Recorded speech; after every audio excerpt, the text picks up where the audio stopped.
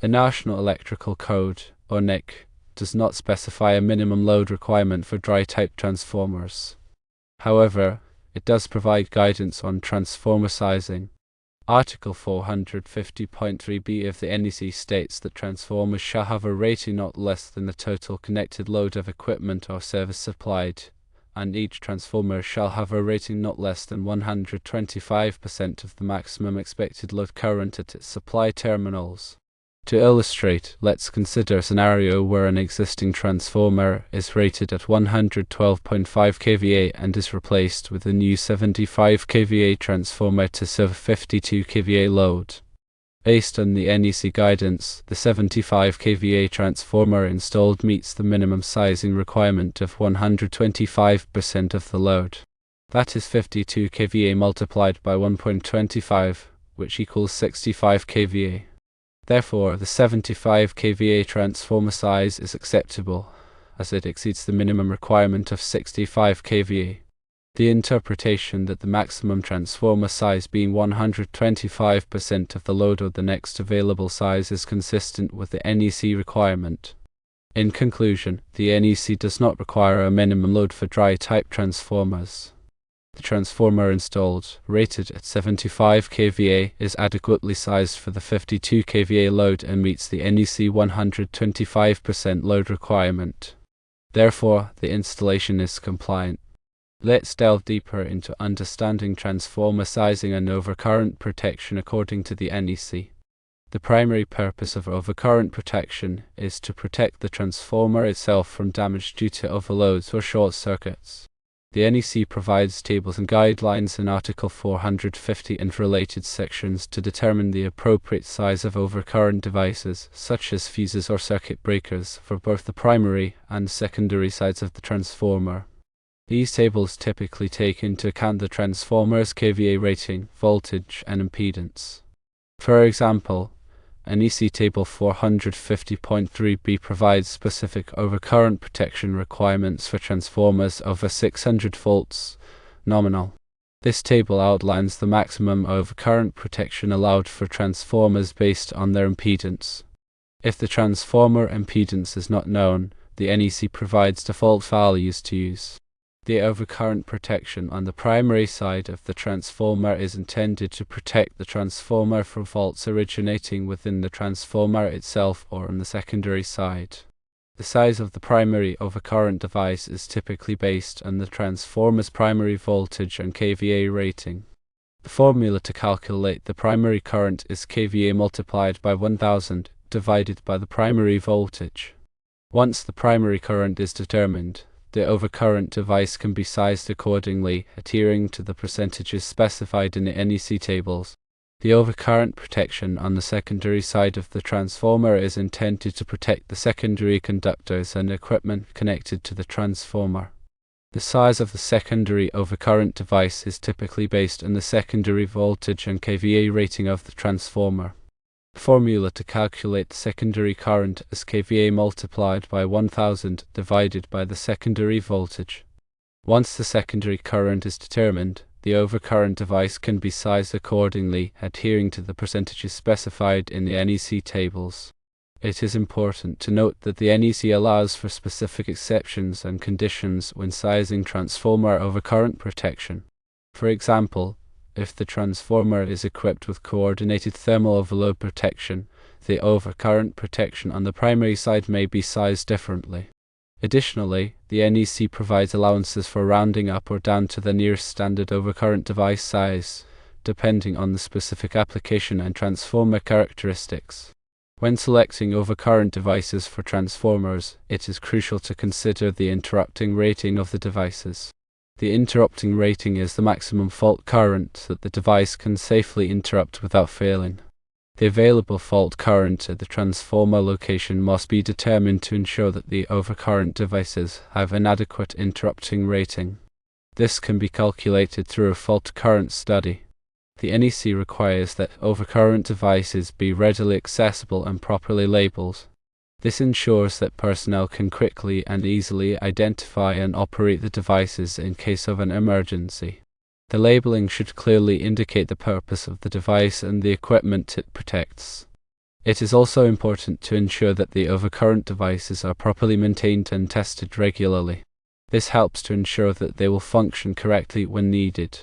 Regular maintenance should include visual inspections, cleaning, and testing of the device's operating characteristics. Now, let's consider the impact of transformer efficiency on the overall electrical system. Transformer efficiency is the ratio of output power to input power expressed as a percentage. A higher efficiency rating indicates that the transformer is more effective at converting electrical energy without significant losses. Transformer losses typically occur in the form of heat, which is generated by the core and windings of the transformer. These losses can be categorized as core losses and copper losses.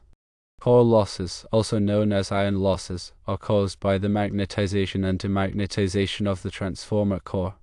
These losses are relatively constant and are present even when the transformer is not loaded. Copper losses, also known as winding losses, are caused by the flow of current through the transformer windings. These losses are proportional to the square of the current and increase with the load on the transformer. Transformer efficiency can vary depending on the transformer's design, size, and operating conditions. Generally, larger transformers tend to be more efficient than smaller transformers. Additionally, transformers that are designed for specific applications, such as energy-efficient transformers, can achieve higher efficiency ratings. The NEC does not mandate specific efficiency requirements for transformers. However, energy efficiency standards and regulations, such as those established by the Department of Energy, may apply depending on the application and location. These standards typically specify minimum efficiency levels for transformers to reduce energy consumption and promote energy conservation. When selecting a transformer, it is important to consider its efficiency rating to minimize energy losses and reduce operating costs. A more efficient transformer will consume less energy and generate less heat, which can translate into lower electricity bills and reduced cooling requirements. In addition to efficiency, other factors to consider when selecting a transformer include its voltage rating, kVA rating, impedance, and insulation class. The voltage rating should match the supply voltage and the voltage requirements of the equipment being served. The kVA rating should be sufficient to handle the load requirements, with consideration for future growth. The impedance of the transformer affects its voltage regulation and short-circuit current. The insulation class indicates the maximum operating temperature of the transformer windings. Proper installation and maintenance of transformers are essential for ensuring their safe and reliable operation. Transformers should be installed in a well-ventilated area to prevent overheating. The installation should comply with all applicable codes and standards, including the NEC. Regular maintenance should include visual inspections, cleaning, and testing of the transformer's operating characteristics. It is also important to monitor the transformer's temperature and loading to identify any potential problems. If any abnormalities are detected, such as excessive noise, vibration, or temperature, the transformer should be inspected and repaired by a qualified technician. The NEC provides specific requirements for grounding transformers to ensure safety and prevent electrical shock hazards. Transformers should be grounded in accordance with Article 250 of the NEC. The grounding system should be properly sized and installed to provide a low impedance path for fault currents. This helps to ensure that overcurrent devices will operate quickly and effectively in the event of a fault. In addition to grounding, the NEC also addresses bonding requirements for transformers. Bonding is the process of connecting metallic parts of the electrical system together to create an electrically conductive path. This helps to minimize voltage differences and reduce the risk of electrical shock. Transformers should be bonded to the building's grounding electrode system in accordance with the NEC. Furthermore, it is important to consider the harmonic content of the load being served by the transformer. Harmonics are non-sinusoidal currents and voltages that can distort the waveform and cause problems such as overheating, voltage distortion, and equipment malfunction. If the load has a significant harmonic content, it may be necessary to use a specially designed transformer, such as a K-rated transformer, to mitigate the effects of the harmonics. K-rated transformers are designed to withstand the heating effects of harmonic currents without overheating. The K rating indicates the transformer's ability to handle harmonic loads. Higher K ratings indicate a greater ability to withstand harmonic currents. The selection of a K-rated transformer should be based on the harmonic content of the load, as determined by a harmonic analysis. In summary, the NEC provides comprehensive guidance on transformer sizing, overcurrent protection, grounding, bonding, and other aspects of transformer installations. Following these requirements is essential for ensuring the safe, reliable, and efficient operation of transformers. When working with transformers, it is important to consult the NEC and other applicable codes and standards to ensure compliance. Additionally, it is recommended to seek the advice of a qualified electrical engineer or electrician to ensure that the transformer is properly selected, installed, and maintained. Now let's discuss some common transformer configurations. Firstly, there's the single-phase transformer, primarily used in residential and light commercial applications for powering appliances and lighting. Secondly, the three-phase transformer, widely used in industrial and commercial settings for powering heavy machinery, motors, and large electrical loads. Thirdly, the auto transformer, a special type using a single winding for both primary and secondary circuits, offering advantages in voltage transformation and efficiency.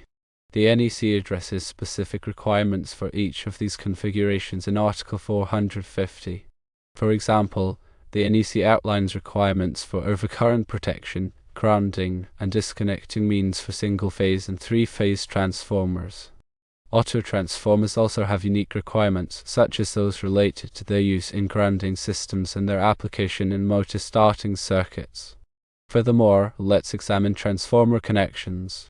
One common connection is the delta connection, where the three windings are connected in a closed loop, providing a stable source of three-phase power.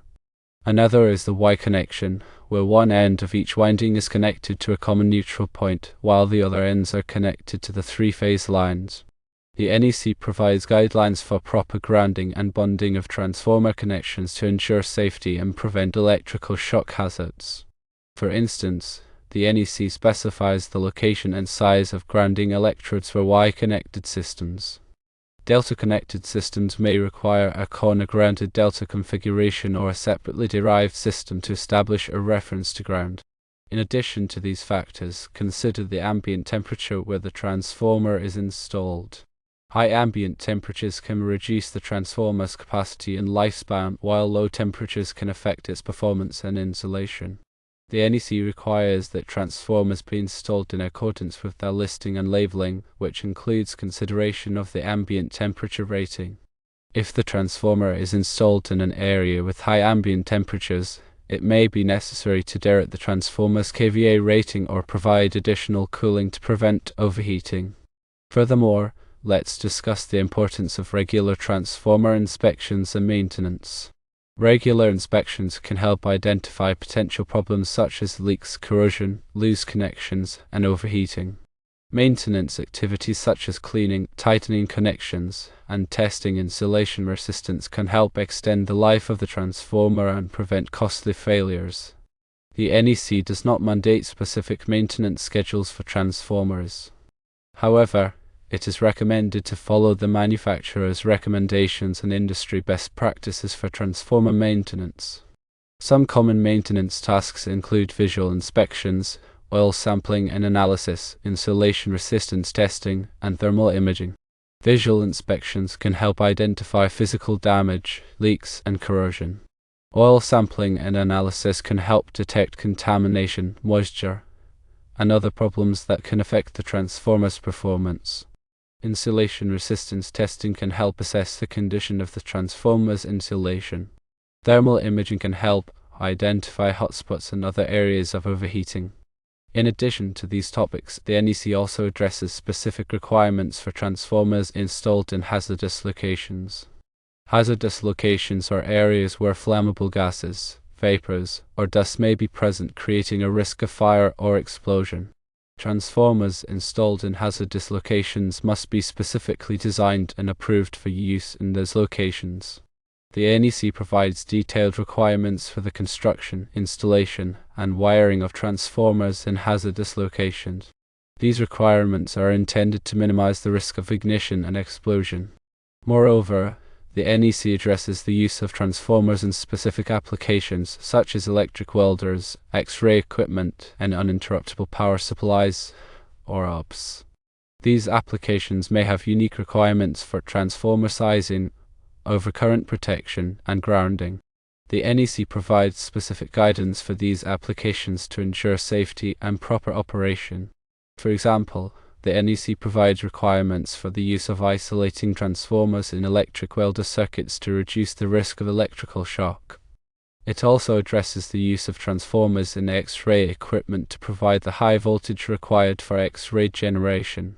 Uninterruptible power supplies, or UPS, often use transformers to provide voltage transformation and isolation.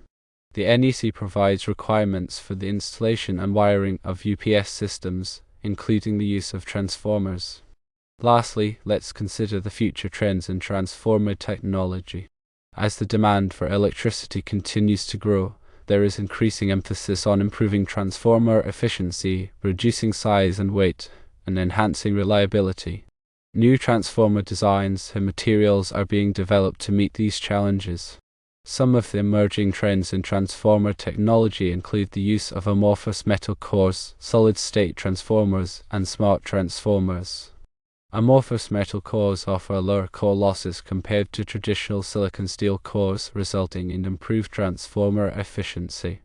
Solid-state transformers use power electronic components to perform voltage transformation, offering advantages in size, weight, and control. Smart transformers incorporate sensors, communication interfaces, and advanced control algorithms to monitor and optimize transformer performance. In conclusion, the NEC provides a comprehensive set of requirements for transformers to ensure safety, reliability, and efficiency. By understanding these requirements and following best practices for transformer installation and maintenance, electrical professionals can help ensure the safe and efficient delivery of electrical power.